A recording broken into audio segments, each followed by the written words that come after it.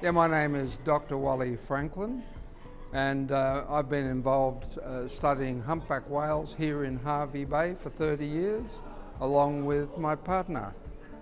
Trish Franklin, and we've loved every second of it. The WCA is a very impressive organisation.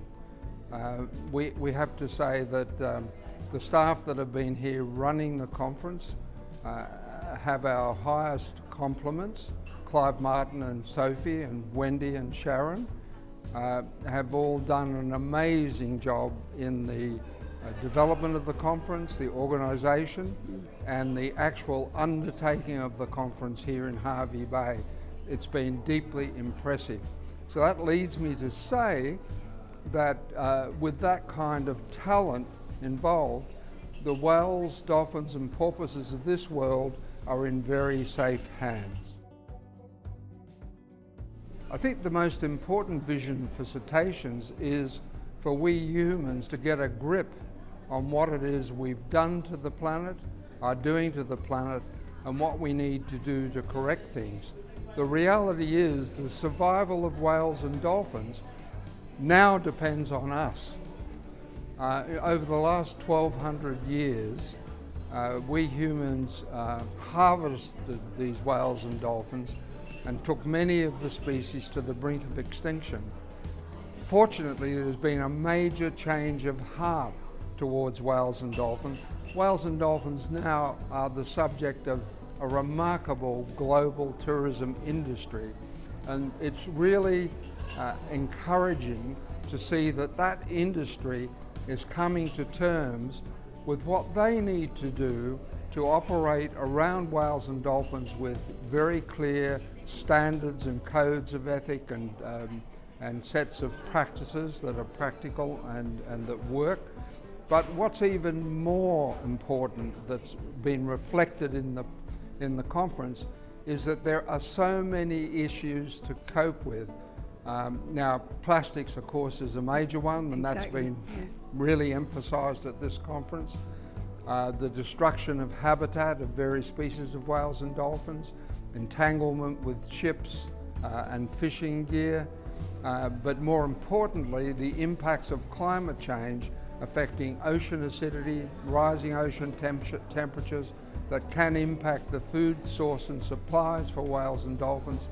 These are all issues that we need to be involved in, and the energy of this conference has been remarkable in that you can see that there is a cohort of individuals through the World Cetacean Alliance that are getting to work on those issues and problems and bringing the community into involvement with those processes.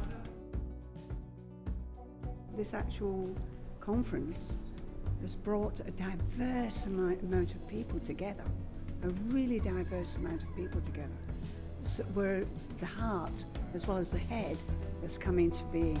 So I salute the Alliance. Well, there are two highlights for me. One of the most poignant highlights was the amazing presentation by Aeon for the Oceans. I think this 8-year-old boy from Minnesota, I think he was 8.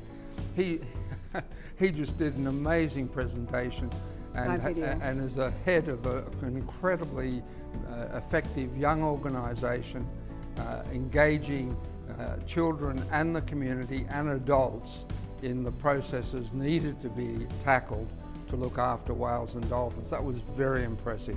And the other highlight for us, of course, being locals here in Hervey Bay, and our hearts being with the humpback whales of Hervey Bay, for Hervey Bay to be declared a whale heritage listed area is an absolutely amazing outcome.